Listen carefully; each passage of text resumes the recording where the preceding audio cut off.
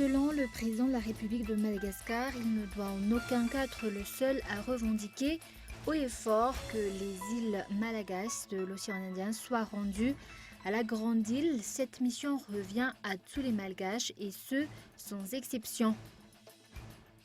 54 forages d'eau sont mis en place ce jour à Ampask afin de résoudre les problèmes d'approvisionnement en eau dans le district d'Atsinjan. La présidente bolivienne autoproclamée Janine Agnès veut reprendre la main en Bolivie. Elle a nommé son gouvernement intérimaire.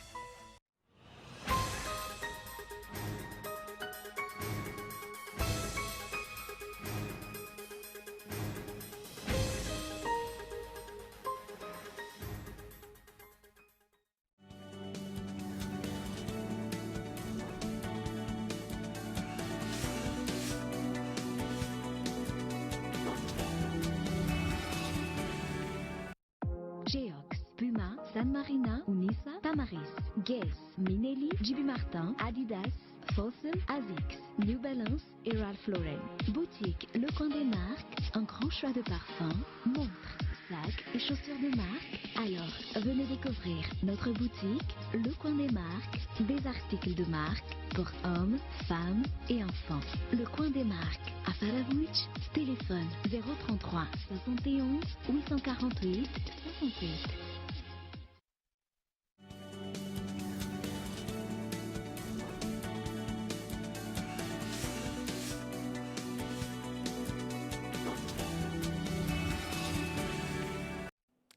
Bonsoir à tous et bienvenue dans cette nouvelle édition du journal en version française sur Cool TV.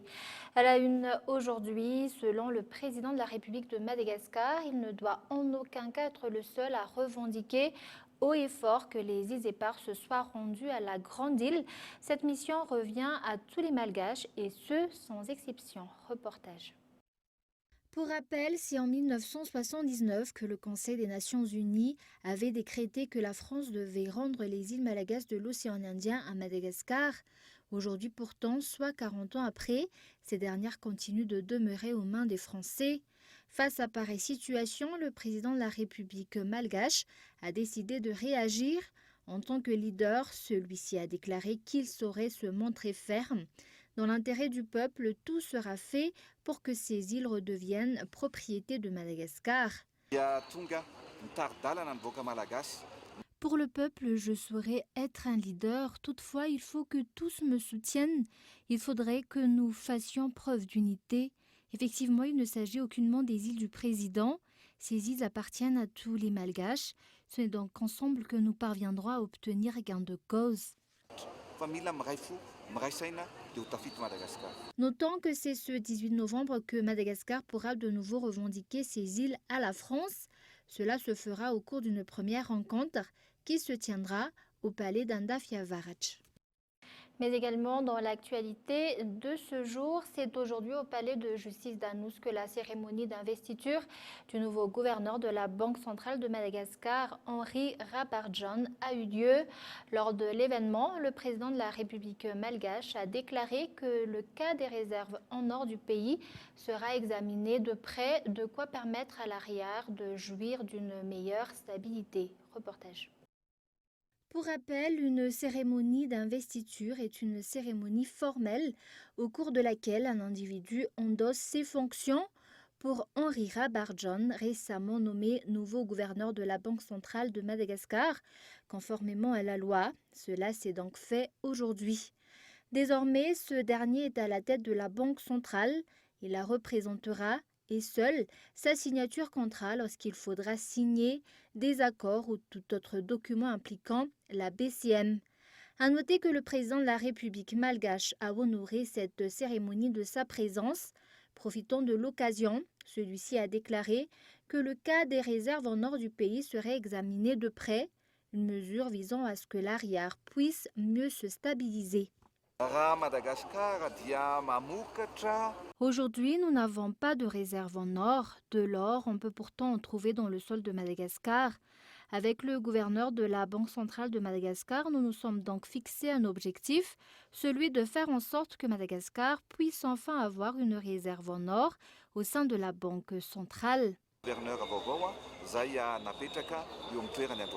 De son côté, Henri Rabarjon a souligné qu'il était prêt à accomplir comme il se devait toutes ses missions. Il commencera par s'efforcer d'atteindre les objectifs fixés par le président, concernant notamment le cas de ses futures réserves en or. Il faut faire en sorte que l'exploitation, l'exportation et le stockage de l'or de notre pays soient mieux régis. Ainsi, notre monnaie pourra être renforcée. Elle deviendra une monnaie forte, ce qui nous permettra de jouir de plusieurs avantages. Pour le nouveau gouverneur de la Banque centrale de Madagascar, l'heure est donc venue de se mettre au travail. Et du travail, il y en aura. Effectivement, ce n'est là que le commencement. Et sur un tout autre sujet, les travaux de construction des rocades nord-est et est se poursuivent. Accompagné des bailleurs de fonds, le ministre de l'Aménagement du territoire, de l'Habitat et des Travaux publics a effectué ce jour une descente sur les lieux des travaux. Reportage de Ounassen. 45% des travaux de construction des rocades nord-est et est sont achevés. Accompagné des bailleurs de fonds, l'Union européenne et l'Agence française de développement, le ministre de l'Aménagement du territoire, de l'Habitat et des Travaux publics a effectué ce jour une descente sur les lieux des travaux. On voit que ça avance, c'est un projet qui a été étudié très méticuleusement. C'est une initiative importante parce que ce sont plusieurs bailleurs de fonds européens, on peut dire l'Union européenne, la Banque européenne d'investissement, AFD, qui ont collaboré. Et donc c'est une opération importante. Ça va désengorger la ville d'Etana. Ça va créer en effet, va donner la possibilité à toute une série de personnes de passer moins de temps dans les embouteillages. Les ingénieurs ici nous ont montré qu'il y a aussi des systèmes plus modernes, par exemple aux arrêts de bus, il y aura des rampes pour les personnes qui ont des problèmes physiques, des handicaps.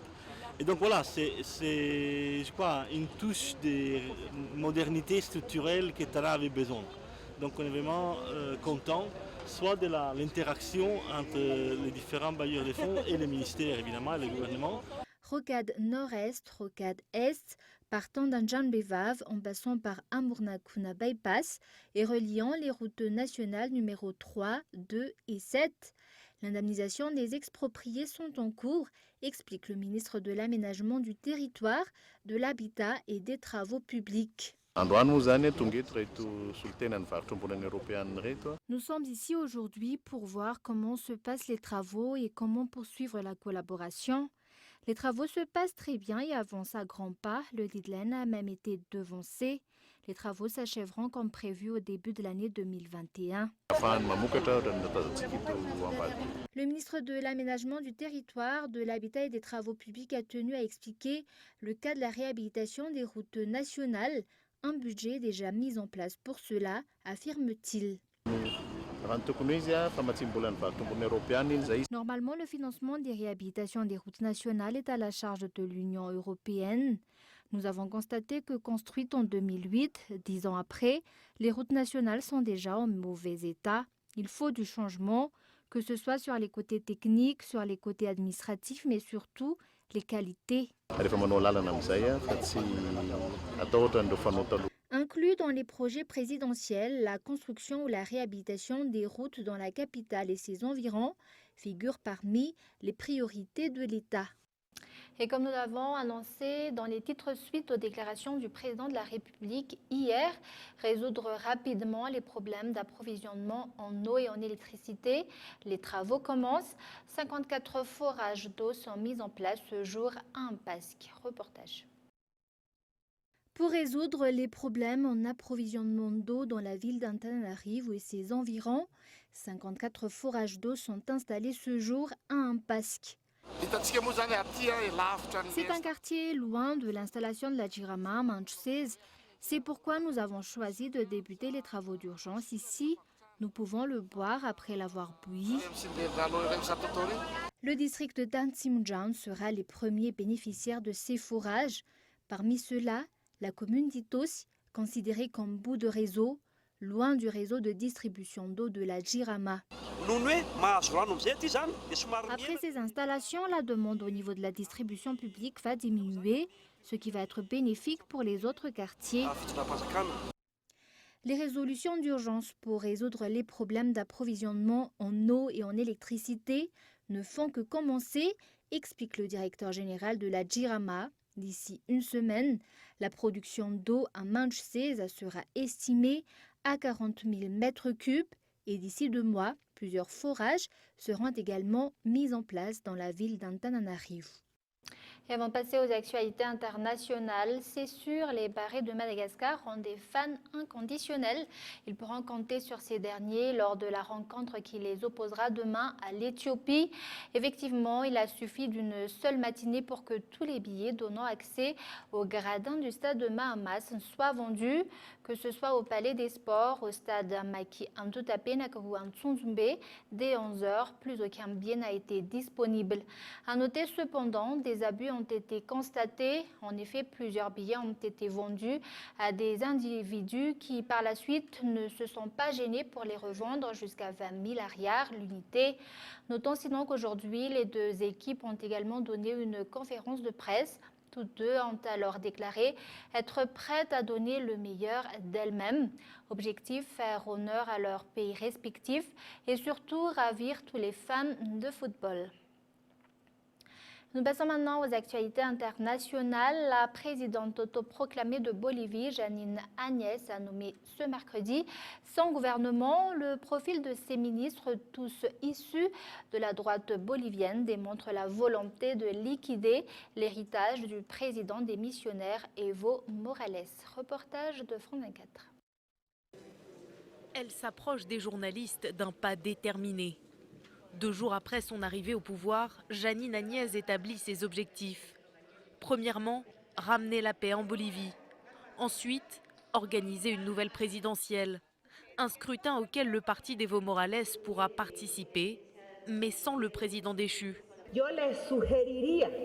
Je dis au parti Mouvement vers le socialisme qu'à partir de maintenant, ils peuvent participer à des élections générales. Mais ils doivent commencer à chercher un candidat. Evo Morales ne peut pas briguer un 4e mandat. C'est d'ailleurs la raison pour laquelle les Boliviens ont manifesté.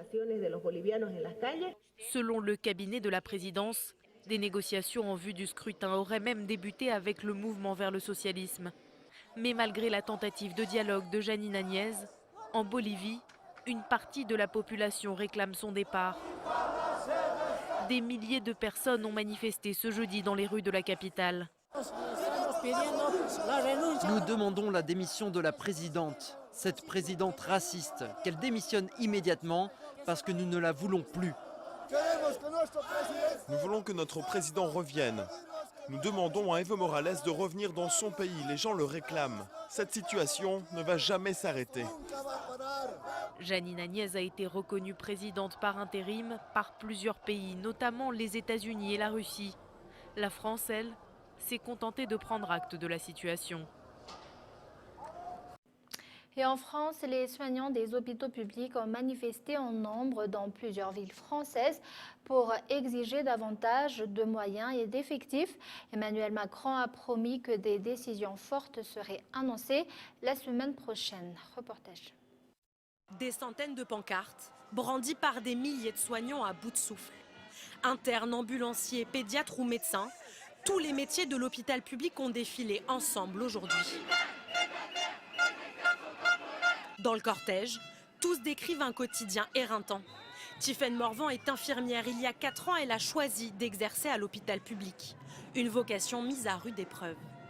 Je me souviens d'un jour, effectivement, où j'étais d'après-midi avec un collègue et on s'est retrouvés à 2 pour gérer 30 patients et on a eu une urgence vitale ce jour-là. Donc autant vous dire que pour s'occuper des autres patients et du reste de la salle et du service, c'était très compliqué. Et je vous avoue que ce soir-là, je suis rentrée chez moi et je me suis dit que j'avais plus vraiment envie de faire ce métier-là. Même désarroi pour Yann Park, chirurgien. Dans son service, faute de personnel, il a fallu réduire le nombre d'opérations. On a des salles de blocs opératoires qui devraient être ouvertes, qui sont fermées. Donc nous, ça fait 1 an qu'on a une salle fermée. Beaucoup de praticiens préfèrent partir parce qu'ils trouvent moins de difficultés dans les structures qui sont autour de l'assistance publique et notamment dans le privé. Avant même la fin de la manifestation, Emmanuel Macron, en visite à Épernay, a répondu aux revendications. J'ai entendu leur colère et leur indignation face à des conditions de travail qui sont parfois devenues impossibles. Nous devons investir et assumer d'investir, plus fortement que nous n'avions au début envisagé de le faire, parce que la situation est encore plus grave que celle que nous avions analysée. Des annonces accueillies avec prudence par le collectif Interhôpital. Il y a beaucoup de bonnes intentions qui sont assez proches vraiment de ce que nous avons préconisé depuis le début. Mais évidemment, ce qui va compter, c'est le montant des financements, les montants des budgets qui pourront être débloqués. Un montant qui sera connu mercredi prochain. Édouard Philippe annoncera le détail des mesures à l'issue du Conseil des ministres. Et avant de se quitter, un rappel des grands points de ce journal. Le président de la République malagasy, Andry Rajoelina, lance un appel à soutien à la population malagasy concernant la revendication des îles malagasy de l'océan Indien. Et 54 forages d'eau sont mis en place ce jour à Ampask afin de résoudre les problèmes d'approvisionnement en eau dans le district d'Ansimjan. Et en Bolivie, la présidente autoproclamée a formé son gouvernement intérimaire. Et voilà, c'est la fin de cette édition. Merci de l'avoir suivi jusqu'à la fin. Passez une excellente fin de semaine en compagnie de Cool TV. Au revoir.